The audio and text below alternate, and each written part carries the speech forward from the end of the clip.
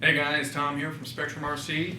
This video is going to be a quick start guide on setting up a 2-channel racer like our 10 SCTE 3.0 with a DX6R. It's real simple, so it's going to be a quick video. I'll give you some tips and tricks along the way. We got to go to create a new model, so we'll do that. And the first thing it's going to do is ask us for the name. So we can call it whatever we want. Call it Jim Bob if you want, but we'll go with 10 to capital T. 10 SCTE 3.0. Alright, that's our name. Go to next. And here's the important part. So we've got a whole list of different receivers here. Each of these receivers tells the radio essentially what presets that it's going to be using. Like these last two are AVC receivers, so it's going to turn on an AVC mode. These ones are 6-channel receivers, so it's going to give you 6 channels. It'll ask you to use the auxiliaries for. This one is the 2-channel mode, and I'll kind of explain that to you. But for a racer, we really only want 2 channels, and we probably have one of the high-speed micro receivers in here, like the 2010. So we'll go ahead and choose the SR 2010 in 2-channel mode.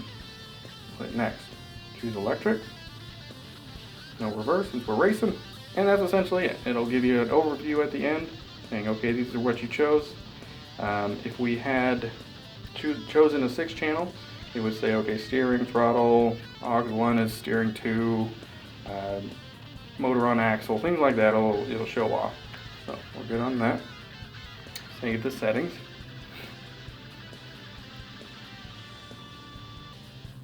And then we can begin binding.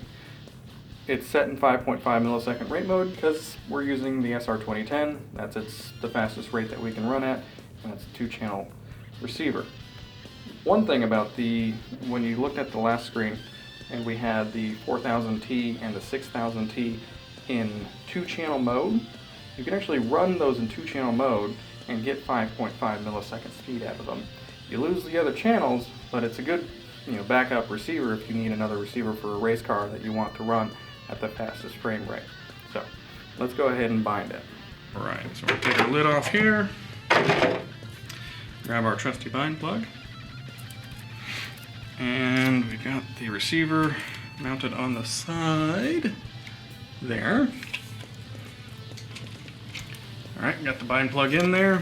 Now this guy's got bullet connectors on for a tube style battery, so you got to be careful. Just kind of a side note, which one's positive and negative. Some people will paint these or put some heat shrink on them to tell them which one's which.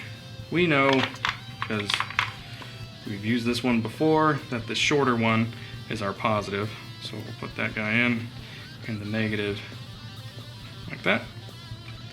Turn it on. Our receiver is blinky. And we'll hit begin binding. Usually when I bind, I want to hold up the radio, get it a little bit of distance between the receiver and the radio, put it bound. Tells us what our protocol is. We're at 5.5. So, our arm's way off, right?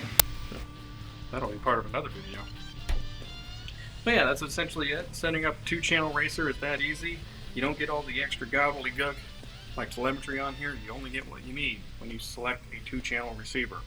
Steering, throttle, and that's about it. Alright, thanks guys.